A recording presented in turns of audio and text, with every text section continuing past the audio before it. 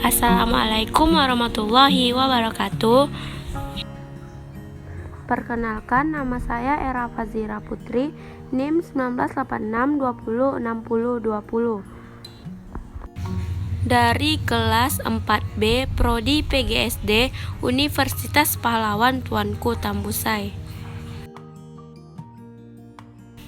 Baiklah, di sini kita akan membahas tentang video pembelajaran mengenai dongeng. Kelas 3, semester 1, tema 2, subtema 1. Manfaat tumbuhan bagi kehidupan manusia.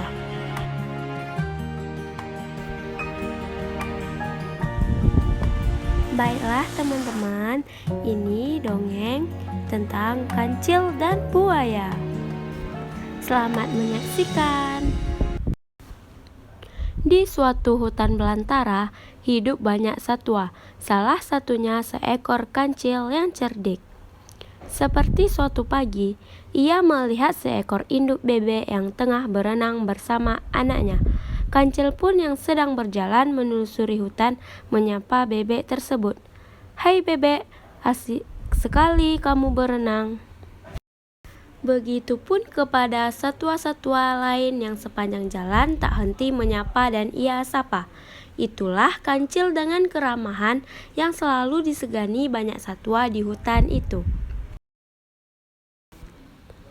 Tak hanya ramah, kancil yang terkenal akan kecerdikannya ini juga sering membantu satwa-satwa hutan dalam memecahkan masalah. Seperti suatu ketika, saat tengah berjalan menelusuri hutan, ia menemukan 3 ekor anak ayam yang terperangkap di dalam lubang.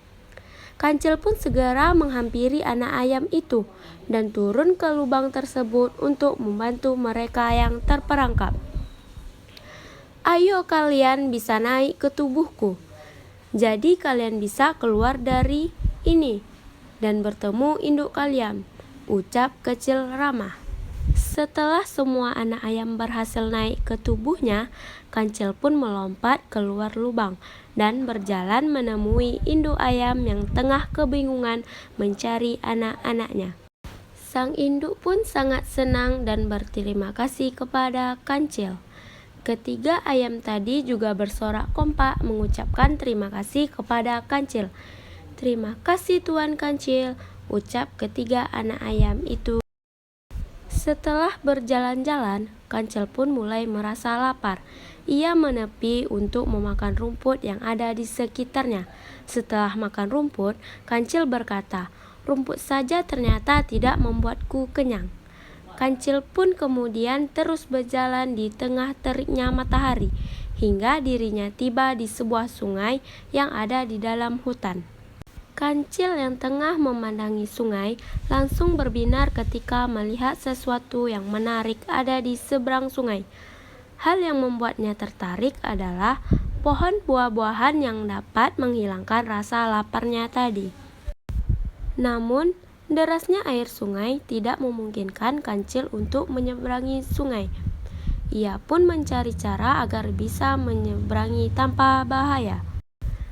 Sampai suatu ide ia dapatkan, yaitu dengan mengelabui buaya-buaya yang ada di sungai itu.